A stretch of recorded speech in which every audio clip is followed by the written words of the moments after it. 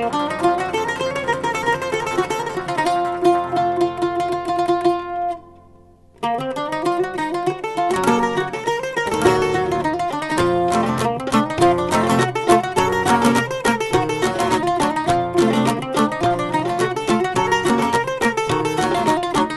λέβε το γεννακρίτη μας του γεροψιλορίτη. Γεροψιλορίτη στολίζει στη Μεσόγειο, μορφίζει στον πλανήτη. Στολίζει στη Μεσόγειο, μορφίζει στον πλανήτη.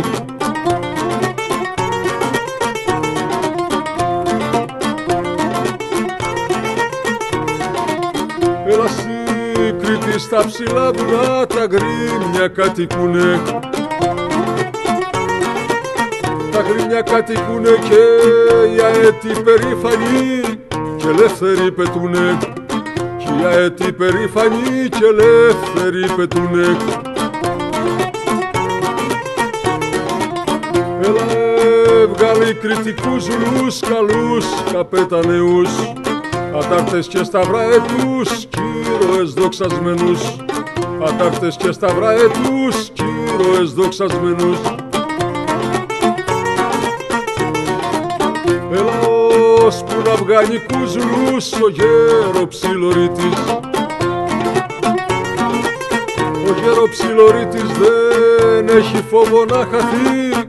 Η λεβεδιά της Κρήτης, η λεβεδιά στον άνθρωπο είναι μεγάλος πλούτος.